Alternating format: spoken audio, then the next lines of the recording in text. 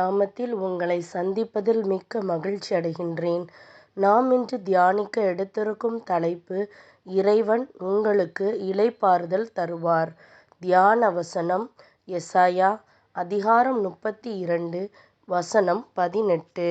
என் மக்கள் அமைதி சூழ் வீடுகளிலும் பாதுகாப்பான கூடாரங்களிலும் தொல்லையற்ற தங்குமிடங்களிலும் குடியிருப்பர். இந்த வசனத்தின் மூலமாக கடவுள் நமக்கு உணர்த்துவதை சிந்திப்போமா? கிறிஸ்துவுக்குள் பிரியமானவர்களே, என் மக்கள் சமாதான கூடங்களிலும் நிலையான வாசஸ்தலங்களிலும் அமைதியாய் தங்கும் இடங்களிலும் குடியிருப்பர் என்று வசனம் கூறுகிறபடி, கடவுள் உங்கள் முன்பாக 3 ஆசீர்வாதங்களை வைக்கின்றார். ஆம், இந்த ஆசீர்வாதங்களை கடவுள் இன்று உங்களுக்கு அருளிச் செய்கின்றார். மனிதர் யாவரும் உண்டு குடித்து தங்கள் சகல பிரயாசத்தின் பலனையும் அனுபவிப்பது இறைவனுடைய அனுக்கிரகம் என்ற வசனம் கூறுகின்றபடி, கடவுள் யார்மேல் பிரியமாய் இருக்கிறாரோ அவர்கள் எல்லாவற்றையும் அனுபவித்து மகிழ அவர் உதவுகின்றார். தமக்கு பிரியமானவர்களுக்கு அவர் இளைப்பாறுதலையும் அளிக்கின்றார்.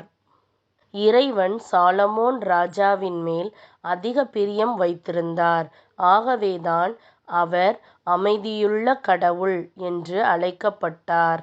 சாலமோனோ, என் கடவுளாகிய ஆண்டவரே எங்கும் எனக்கு இளைப்பாறுதலை தந்தார், விரோதியும் இல்லை இடையூறும் இல்லை என்று கூறியிருக்கின்றார்.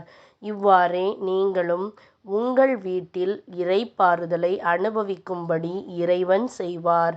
ஒருவராலும் உங்கள் சமாதானத்தை குலைக்க இயலாது. உங்கள் வீடு பாதுகாக்கப்படும். உங்கள் இருப்பிடத்தில் சமாதானம் நிலவும். இந்த ஆசீர்வாதத்தை நாம் எப்படி பெற்றுக்கொள்ள முடியும்? நீங்கள் எப்போது இறை சமூகத்தில் நிலைத்திருந்தால் பெற்றுக்கொள்ள முடியும்.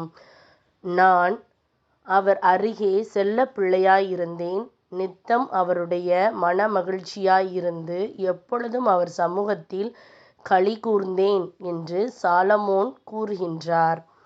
ஆம், விடாய்த்த ஆத்துமாவுக்கு கடவுளுடைய சமூகம் மட்டுமே இளைப்பாறுதல் தர இயலும். ஆகவேதான் தாவீது ராஜா, என் ஆத்துமாவே இறைவனை நோக்கி அமர்ந்திரு, நான் நம்புகின்றது அவராலே வரும் என்று கூறுகின்றார். உங்கள் வாழ்வின் எப்பக்கத்திலும் சமாதானம் இருக்க வேண்டுமென்று இறைவன் விரும்புகின்றார். நீங்கள் அவர் பிரசன்னத்தால் நிலைத்திருந்தால் எல்லா பிரச்சனைகளையும் அவர் தீர்த்து நீங்கள் இளைப்பாறுதலை காணும்படி செய்வார். பிரியமானவர்களே, ஆண்டவர் தாமே எப்பக்கத்திலும் உங்களுக்கு இளைப்பாறுதலை தந்தருள்வாராக. உங்கள் வாசஸ்தலம் சமாதானமாய் இருப்பதாக. உங்கள் வீடு சமாதான குலைச்சலின்றி கடவுளுடைய பாதுகாப்பில் நிலைத்திருப்பதாக. சிந்திப்போம், வாழ்வாக்குவோம். நாம் ஜெபிக்கலாமா?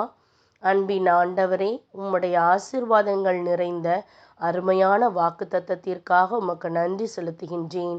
ஆண்டவரே, நீர் வாக்கு பண்ணியுள்ளபடி என் வாழ்வில் உம்முடைய சமாதானமும் பாதுகாவலும் காணப்படுவதாக.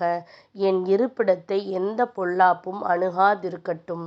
ஆண்டவரே, நான் எப்பக்கமும் இளைப்பாறுதலை அனுபவிக்க உதவும். என் பிரயாசங்களை ஆசீர்வதித்து நான் கனி கொடுக்கும்படி செய்யும்.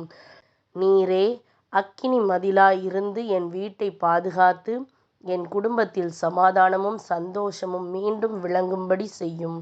உம்முடைய ஆசீர்வாதத்தின் கரம் என்மேல் வரட்டும்.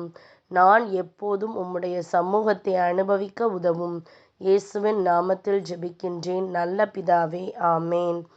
இந்த நாள் இளைப்பாறுதலின் நாளாக அமைவதாக. Praise the Lord.